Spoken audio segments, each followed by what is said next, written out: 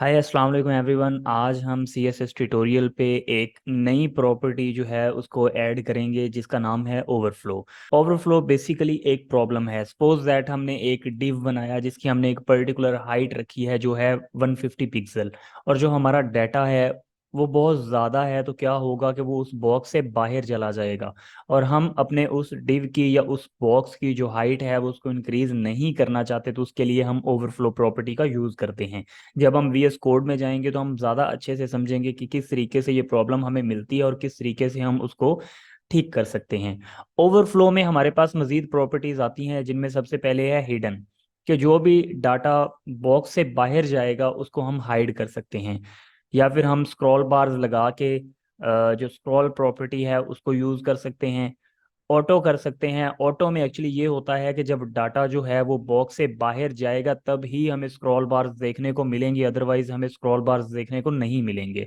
उसके बाद हमारे पास विजिबल प्रॉपर्टी है जो बाय डिफॉल्ट होती है। सपोज दैट हम ओवरफ्लो प्रॉपर्टी यूज ही नहीं करते और डाटा जो है वो बॉक्स से बाहर जा रहा है, तो वो सेम विजिबल है। मतलब डिफॉल्ट जो प्रॉपर्टी है वो विजिबल है। उसके अलावा ओवरफ्लो एक्स होता है, लाइक डाटा अगर एक्स डायरेक्शन में ज़्यादा हो रहा है तो हम स्क्रॉल बार लगा सकते हैं। सिमिलरली हमारे पास वाई में होता है। तो क्या करते हैं, चलते हैं हमारे VS कोड में। और अभी तक अगर आपने मेरा चैनल सब्सक्राइब नहीं किया तो काइंडली सब्सक्राइब कर लें और अपने फ्रेंड के साथ ज़्यादा से ज़्यादा शेयर करें। So let's get started. तो आ चुके हैं हम अपने VS कोड में। सबसे पहले जो बॉयलर प्लेट है मेरे पास, मैं उसको यूज़ कर लेता हूँ। और आज हम पढ़ने वाले हैं ओवरफ्लो के बारे में। तो मैं ओवरफ्लो लिख लेता हूँ। सबसे पहले हम थोड़ा सा जो माहौल है उसको क्रिएट कर लेते हैं, लेकिन उससे पहले जो हमारा CSS है मैं उसको लिंक कर लेता हूँ। बॉडी के अंदर आके मैं एक div डॉट या div ID के थ्रू हम बना सकते हैं बॉक्स। ठीक है। और इसके अंदर मैंने एक पैराग्राफ लिया जिसमें मैंने बोला कि लॉरम 30 ऐड कर दें। Alt Z दबाऊंगा तो वो सारा एक ही प्लेस पे आ जाएगा। और अभी अगर मैं बॉक्स जो है इसको यहाँ पे टारगेट कर लूँ, और अभी मैं एक उसको बॉक्स की शेप देने के लिए मैं क्या करूँगा, सबसे पहले तो मैं उसको बॉर्डर दे दूंगा। बॉर्डर जो है वो कितना रहेगा, border 2 pixel, solid solid red. और उसके बाद मैं उसको एक पर्टिकुलर हाइट दे दूंगा। हाइट के बारे में हम पहले ही बात कर चुके थे कि जब एक पर्टिकुलर हाइट देंगे तब ही वो वहां से बाहर जाना स्टार्ट होगा। तो अभी मैं गो लाइव पे जैसे ही क्लिक करता हूं तो हम देखेंगे कि किस तरीके से वो रिएक्ट करता है। ID मैंने पास नहीं करी थी तो वो मैंने पास कर दी है। जैसे ही मैं कंट्रोल सेव दबाता हूँ उसके बाद हम चले जाते हैं जी अपने लाइव सर्वर की तरफ, जहाँ से हम जाके देखेंगे कि किस तरीके से ये हमें शो होता है। तो हमारा जो लाइव सर्वर है वो चल चुका है। यहाँ पर हम देख सकते हैं कि एक पर्टिकुलर जो हाइट है वहाँ पे वो आ गया है। तो मुझे एक पर्टिकुलर विड्थ भी देनी पड़ेगी। मैं लिखूंगा विड्थ 250 पिक्सल। और जैसे ही मैं सेव करता हूं तो इसकी एक जो पर्टिकुलर विड्थ है वो हमें मिल चुकी है। लेकिन क्या होगा, जैसे ही अब मैं कंटेंट को बढ़ाऊंगा तो इसकी हाइट इंक्रीज नहीं होगी क्योंकि हमने ऑलरेडी उसकी हाइट उसको बता रखी है। तो जो डाटा है वो इस बॉक्स से बाहर चला जाएगा। कैसे? जैसे कि मैं यहाँ पर आऊँ और यहाँ पे मैं बोलूँ लॉरम 30 और ऐड कर दें, लॉरम 30 और ऐड कर दें। जैसे ही मैंने सेव किया, अभी भी नहीं, अभी मुझे थोड़ा सा और लॉरम इसमें ऐड करना पड़ेगा। सपोज दैट मैं 30 और ऐड कर देता हूँ। तो यहाँ पे हम देख सकते हैं कि हमारे पास जो कंटेंट है वो हमारे इस बॉक्स से बाहर चला गया है। तो किस तरीके से हम अपने इस बॉक्स का ये जो कंटेंट बाहर गया है इसको कंट्रोल करेंगे। सपोज दैट मुझे अपने इस बॉक्स की हाइट को इंक्रीज नहीं करना, उसके बावजूद मुझे सारा डाटा भी शो करवाना है। तो किस तरीके से मैं इस चीज़ को मैनेज करूंगा। तो इस प्रॉब्लम से डील करने के लिए हमारे पास जो प्रॉपर्टी आती है उसका नाम है ओवरफ्लो। तो ओवरफ्लो लिखने के बाद मैं जैसे ही टैब दबाऊंगा तो हमें इसकी जो प्रॉपर्टीज़ हैं वो मिल जाती हैं, ऑटो, हिडन, स्क्रॉल, विजिबल।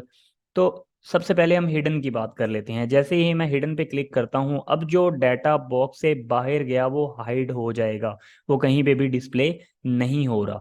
तो एक ये प्रॉपर्टी है हमारे पास। उसके बाद हमारे पास जो सेकंड प्रॉपर्टी है वो है स्क्रॉल।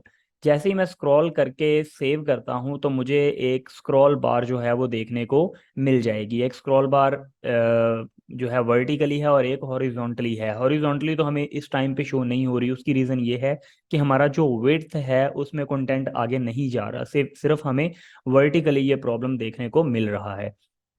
तो एक हमारे पास जो प्रॉपर्टी है वो स्क्रॉल नाम से होती है। उसके अलावा हमारे पास एक विजिबल नाम की प्रॉपर्टी होती है, जो मैंने आपको बताया था कि बाय डिफ़ॉल्ट है, अगर आप ये लगाएं ना लगाएं ये एक बराबर ही है, क्योंकि ये बाय डिफ़ॉल्ट इसकी जो वैल्यू है वो पड़ी रहती है। अभी हमारे पास ओवरफ्लो में ओवरफ्लो एक्स और ओवरफ्लो वाई होते हैं। तो ओवरफ्लो अगर मैं वाई की बात करूं, और उसके बाद इसमें भी सिमिलर हमें वही प्रॉपर्टीज आगे देखने को मिलती हैं, जिसमें है ऑटो, हिडन, स्क्रॉल, विजिबल। तो इनमें से हम कोई भी यूज कर सकते हैं। सपोज दैट मैं बोलता हूँ स्क्रॉल, तो अब क्या है, ओवरफ्लो वाई जो है वो स्क्रॉल हो जाएगा, और अगर आप गौर करें तो नीचे आपको लास्ट में वो देखने को नहीं मिलेगा जो हमारे पास एक्स पोजीशन पे स्क्रॉलर हमारे पास आ रहा था। तो इसके अलावा हमारे पास एक ऑटो भी होता है। तो ऑटो क्या करता है कि अगर तो डाटा जो है वो नीचे जाएगा, इस बॉक्स से बाहर जाएगा, तब ही हमें स्क्रॉल बार देखने को मिलेगा, अदरवाइज हमें स्क्रॉल बार देखने को नहीं मिलेगा। सपोज दैट मैं क्या करता हूँ, मैं इतना जो कंटेंट है इसको कमेंट कर देता हूँ, और उसके बाद हम देखते हैं कि अभी जैसे ही हमारा डाटा सिर्फ एक बॉक्स में आ रहा है तो हमें अभी स्क्रॉलर जो है वो नज़र नहीं आ रहा। तो जैसे ही मैं इसको कमेंट आउट करता हूँ, कमेंट करने के लिए कंट्रोल फॉरवर्ड स्लैश जो है वो आपको दबाना पड़ती है।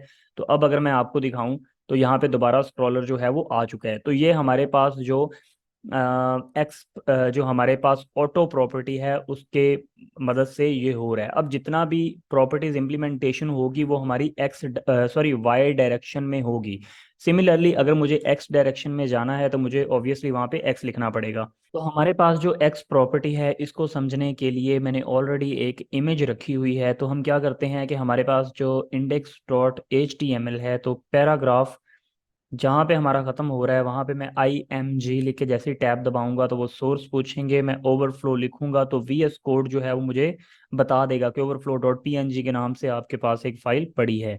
तो मैं जैसे ही रख के इसको कंट्रोल एस दबा के सेव करता हूँ, अपने स्टाइल में जाके कंट्रोल एस दबा के सेव करता हूँ। अभी मैंने बोला हुआ कि जैसे ही एक्स डायरेक्शन में ज़्यादा विड्थ आए तो उसको ऑटो कर दें, मतलब स्क्रॉल बार जो है वो ऐड कर दें। तो अभी क्या होगा, जैसे ही मैं जाऊं अपने पेज पे, तो मैं इसको स्क्रॉल करूं तो सबसे लास्ट में मुझे एक इमेज जो है वो देखने को नज़र आएगी जो मैंने अभी ऐड की है। तो आप देख सकते हैं कि नीचे भी मुझे जो है वो स्क्रॉल बार देखने को मिल रहा है। जैसे जैसे मैं उसको स्क्रॉल कर रहा हूँ मैं अपनी इमेज जो है उसको देख पा रहा हूँ। तो अभी क्या हुआ कि जो इमेज की विड्थ थी वो बहुत ज़्यादा थी। तो उसको देखने के लिए उन्होंने क्या किया कि जो एक्स डायरेक्शन थी उसमें उन्होंने एक स्क्रॉलर जो था वो ऐड कर दिया। अब समटाइम आप जो है एक पेज डिज़ाइन कर रहे हो और आपको एक ऐसी प्रॉब्लम आ जाए जिसमें आपका जो डाटा है वो एक्स डायरेक्शन में या वाई डायरेक्शन में ओवरफ्लो कर जाता है, तो आपको पता है कि किस तरीके से आपने डाटा को हाइड करना है, किस तरीके से स्क्रॉल बार्स ऐड करनी है, किस तरीके से इस चीज़ से डील करना है। तो आई होप आज की जो वीडियो है ये काफ़ी हेल्पफुल रही होगी। मिलते हैं हमारी नेक्स्ट वीडियो में। अपना बहुत सारा ख्याल रखिएगा। गुड बाय, अल्लाह हाफिज़।